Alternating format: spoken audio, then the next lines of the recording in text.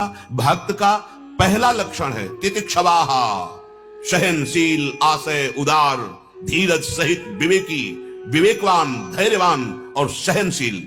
मात्रा स्पर्शास्तु कौन्तेय शीतोष्ण सुख दुखदा आगमा पाइनो अनित्यास्ताप तितिक्षस्व भारत। हे अर्जुन, तुमको सहना होगा अनुकूलता प्रतिकूलता को, मान अपमान को, दुख सुख को, गर्मी सर्दी को सहना होगा।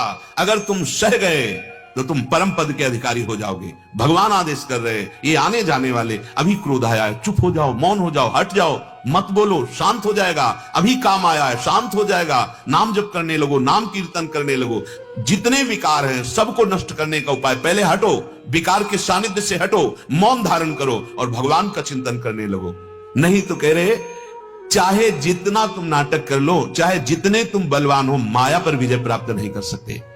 ये मनुष्य जीवन क्यों शोभा पावेगा बिना भगवान का आश्रय लिए, बिना दैवी संपदा के। हितजू महाराज कह रहे, तुम्हें जब गुरुदेव ने नाम दे दिया है, ये इतना महारत्न है कि तुम भगवान को खरीद सकते हो। किसी तपस्या में इतनी ताकत नहीं, किसी साधना में, नाम में ताकत है। होए अधीन संग ही संग डोले, नाम वाणी जहां श्याम श्यामा तहां। तुम अपने रतन को नहीं पहचान पाए। अपने नाम जो गुरुदेव ने दिया, अपनी जीवनी शक्ति दे दी। नाम सुकृत धन अपनी जीवन अतिहित मान दे तो वरदान। कह दिया राधा कृष्ण।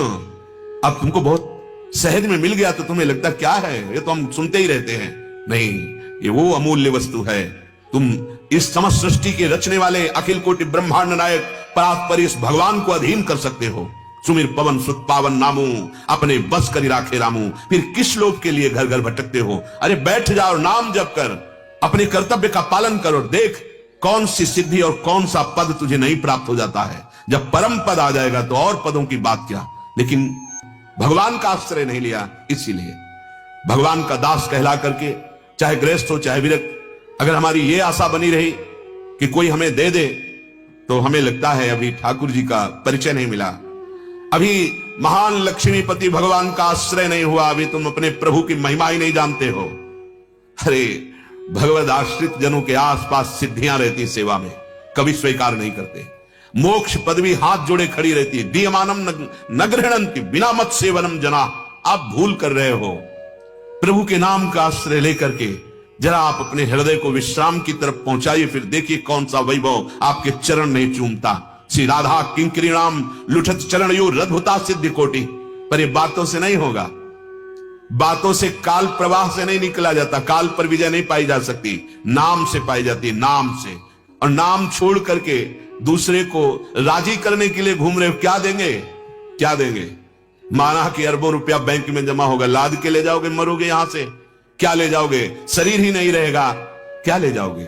हां, एक वस्तु है, यदि आपने नाम जब किया तो कह रहे ये जाएगा, और ऐसे नहीं जाएगा, आपके साथ स्वागत कराते हुए जाएगा। जैसे पापी पुरुष को दंड देते हुए ले जाया जाता है, ऐसे ही नाम जापक का स्वागत करते हुए ब्रह्मा भी स्वागत करते हैं उसका। यदि तू अपनी जिह्वा से राधा राधा ये परम धन एकत्रित करता नाम ले लेके, तो तेरी बात बन जाती। अब को जन्म, ये जन्म तेरा आनंद में जाएगा। तुम्हारे लौकिक सुखों को रौंदता है तुम्हारा पाप आचरण, तुम समझ नहीं पा रहे। यदि तुम नाम जपोगे और पाप नष्ट हो जाएगा, तो नाम जपत मंगल दिशि दस हो, दसों दिशाएं तुम्हारे लिए परम सुखकारी मंगलकारी हो जाएंगी। यहां कह रहे हैं अब को जन्म, और अगर कहीं भगवत इच्छा से तुम्हारा जन्म हुआ तो आगिलो तेरो, श्रीमान कुलवान महापुरुषों के यहां जन्म होगा। और जन्म से ही भक्ति का ऐसा प्रकाश, मम भक्ति युक्तो भुवनम पुनात, लोगों को पावन करने की सामर्थ्य तुम्हारे में आ जाएगी, क्योंकि तुम नाम जापक हो।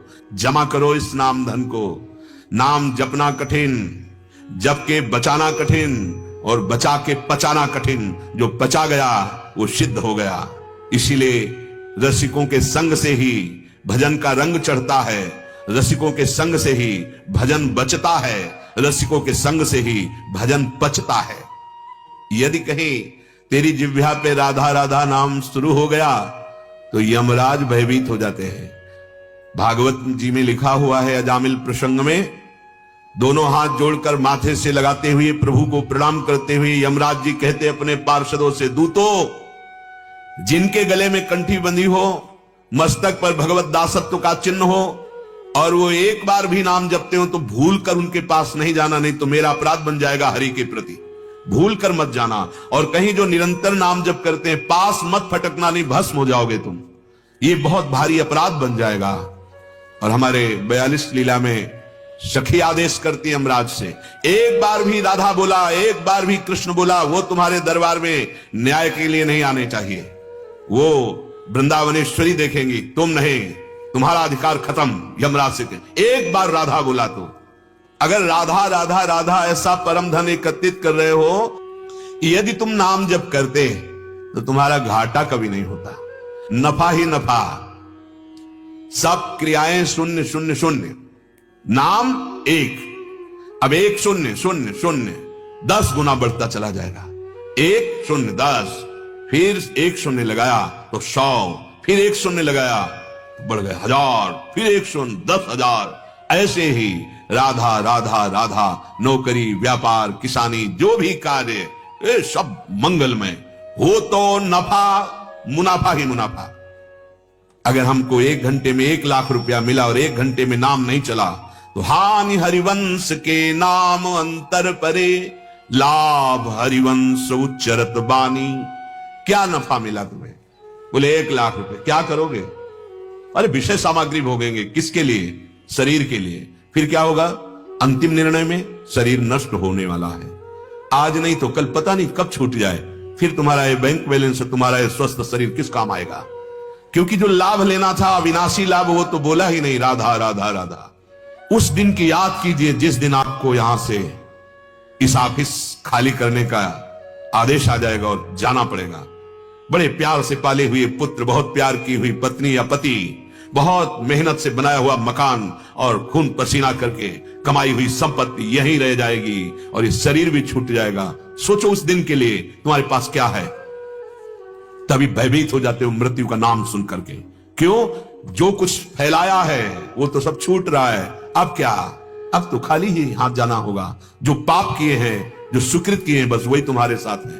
पाप और पुण्य दोनों बंधन हैं, लेकिन दोनों बंधनों से मुक्त करके जो अविनाशी सुख इस लोक और परलोक में, वो है नफा। क्या? राधा राधा राधा। हो तो नफा नफा हुआ, लाभ हुआ। कितना लाभ? अमोघ लाभ। एक बार बोला राधा, अब इसका त्रिकाल में नाश नहीं होगा। और इसका फल स्वयं श्री कृष्ण चंद्रजू कहते हैं, पूज्य भाई जी महाराज उनके हृदय की बात कह रहे हैं कि अगर मुझे खरीदना है तो मेरा स्पष्ट मूल्य है राधा राधा राधा, मुझे खरीद सकते हो। श्री कृष्ण चंद्रजू कहते हैं, पूज्य भाई जी महाराज ने अपने पद में लिखा है। हो तो नफा, सब नफा चाहते, घाटा कोई बर्दाश्त नहीं करता। लेकिन आप केवल घाटे में जी रहे हैं, नफे की तरफ चल ही नहीं रहे। वही धनी है जो नाम एकत्रित कर लिया। मान लो हो तो नफा, बहुत लाभ मिल जाएगा, बड़ा लाभ मिल जाएगा। इससे बड़ा कौन हो सकता है कि स्वयं भगवान सेवा में आ गए। एकनाथ जी की सेवा में शिखंडिया नाम से भगवान बहुत वर्षों उनकी दासता की। एक भगत बहुत आराधना कर रहा था तो भगवान से दर्शन के लिए प्रार्थना की। तो भगवान ने कहा, इस समय में एकनाथ जी की सेवा में हूं, आ जाओ, दर्शन कर जाओ। मेरा नाम शिखंडिया है, पता लगा लेना। परिचर्या में रहते थे जैसे शिष्य रहता है। अब एकनाथ जी के पास गए, बोले महाराज भगवान के दर्शन करा दो। कैसी बात करते हो? बोले नहीं, आपकी सेवा में है। थोड़ी देर में देखा जल लेके आ रहे थे। कौन सेवा में? बोले शिखंडिया। अभी तक वर्षों सेवा में थे, अपनी भाव दृष्टि में रहते। जो ही उन्होंने अपनी भागवतिक दृष्टि से देखा, सर्वलोक महेश्वर भगवान उनकी, अरे प्रभु, ऐसे ये नफा स्वयं भगवान। बलि जी के पास भीख मांगने की जरूरत थी सरकार को? वामन रूप रखकर जाते हैं और भिक्षाम दे ही। आहा, अखिल ब्रह्मांडों का सृजन पलक झपकते कर देने वाले अनंत महाबलशाली प्रभु वामन रूप छोटा बन के जाते हैं भगत के लिए। इतने बड़े, इतने छोटे होकर जाते हैं और भिक्षा मांगते हैं। ये विचार करो, अपने भगत के लिए जहां रथी की जूतियां, वहां सरकार बैठे सारथी बने हुए।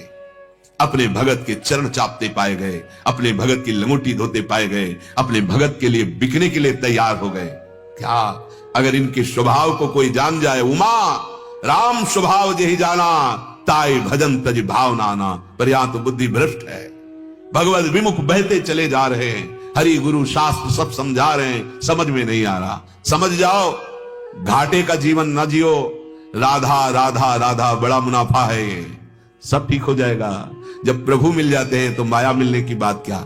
और माया का एक सिद्धांत है, माया को पकड़ने चलो कभी नहीं पकड़ पाओगे। माधव की तरफ चलो, माया पीछे आ जाएगी, अपने आप आ जाएगी।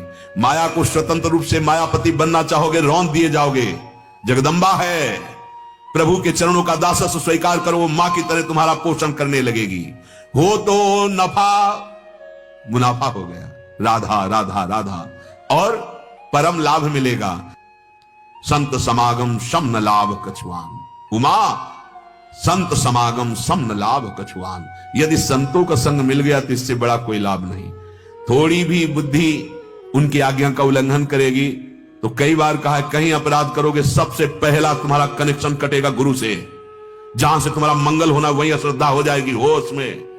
ये भगवत मार्ग है। अगर किसी की भी निंदा करोगे, किसी का अपमान करोगे, किसी की अवहेलना करोगे, वो सीधे उठ करके पहले तुम्हारे संबंध पर प्रहार करेगा। क्योंकि जब तक गुरु कृपा है, माया रौंद ही नहीं सकती। गुरु प्रसन्न साहब अनुकूला, सबसे पहले वहां कैंची चलाएगी जहां तुम्हारा भागवतिक संबंध है। तुम्हारी दोष दृष्टि गुरु पे ही हो जाएगी पक्का।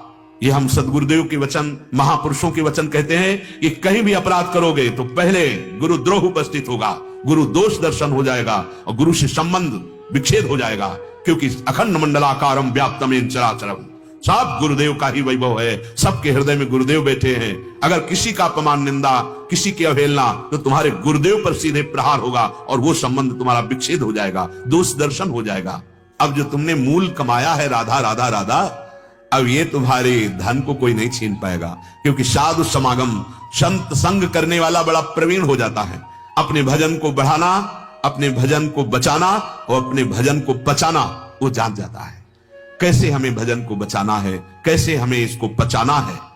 पक्का परम धाम तुम्हें जाना होगा। कोई तुम्हारे पल्लू को नहीं पकड़ सकता। अब कोई माया का पार्षद आपको नष्ट नहीं कर सकता। क्यों? यदि तू राधा नाम, राधा राधा राधा ये परम धन धरता तो तेरी बात बन जाती। किसी भी लोभ के कारण दूसरों के घर में भटक रहा है, अरे भगवान का तू दास है, अपने कर्तव्य का पालन कर। जैसे समुद्र में बिना बुलाए नदियां जाती हैं, ऐसे अन्न मांगे आगे आवे गो, जो पल्ला गए पल को। ये आचार्य कह रहे हैं श्री स्वामी हरिदास जी महाराज। हरिभज छाड़ न मान नर्तन को, मति बंछे रे तिल तिल धन को। अन्न मांगे आगे आवे गो, जो पल्ला गए पल को। कहे हरिदास मीच जो आवे, त्यों है धन आपुन को।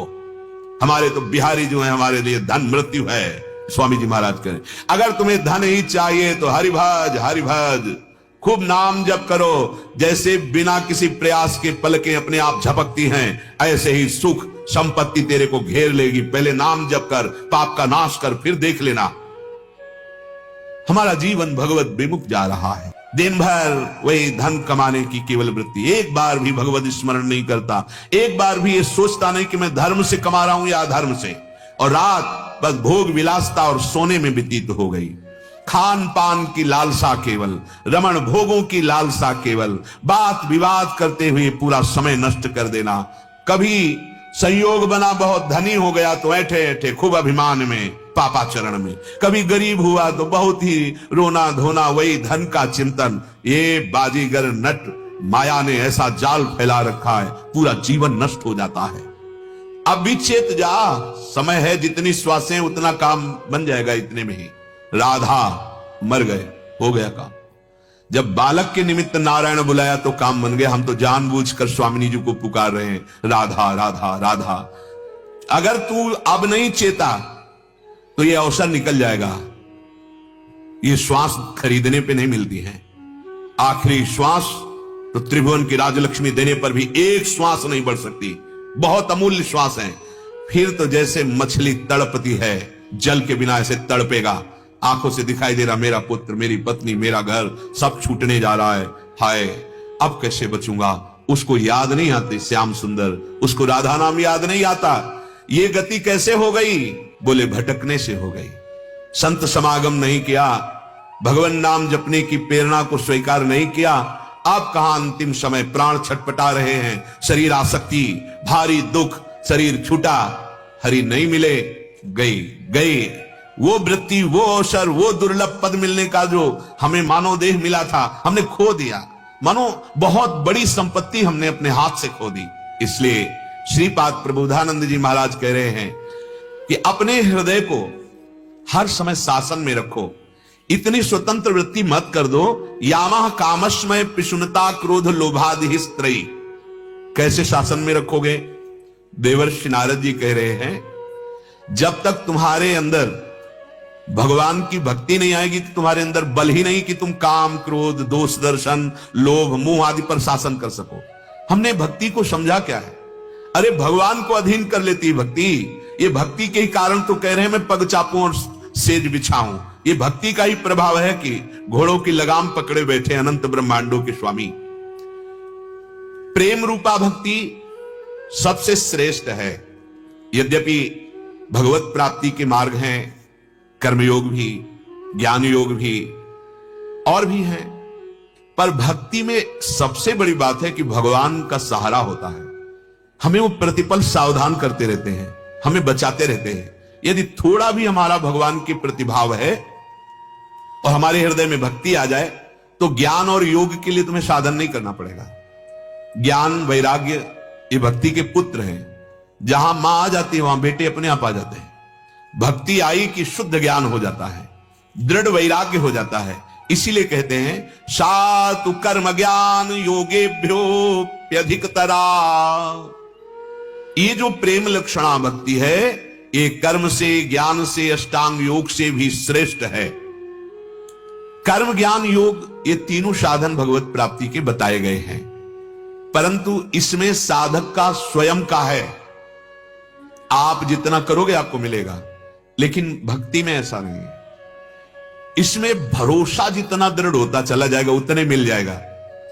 आश्रित होना, हमसे कुछ तो बनता नहीं पर मैं गुरुदेव के आश्रित हूं, भगवान के आश्रित हूं, वो आश्रित तभी माना जाएगा जब हृदय से उनके विपरीत न चलो, उनकी आज्ञा का पालन करो।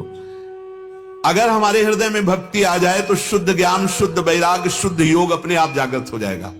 जब कभी किसी को भाव दशा होती है तब आप देखिए अपने आप प्राण सूक्ष्म होने लगते हैं, मन निश्चल होने लगता है, बुद्धि एकदम पंग हो जाती है। जो योग से चित्तवृत्ति का निरोध करके, प्राणों का संयमन करके मन को निश्चल किया जाता है, प्रेम में वो बिल्कुल सहज में बिना किसी प्राणायाम प्रक्रिया के प्राण का अपने आप सूक्ष्म हो जाना, क्योंकि सबसे बड़ा महायोग प्रेम है। ढाई आखर प्रेम के पढ़े सो पंडित होए।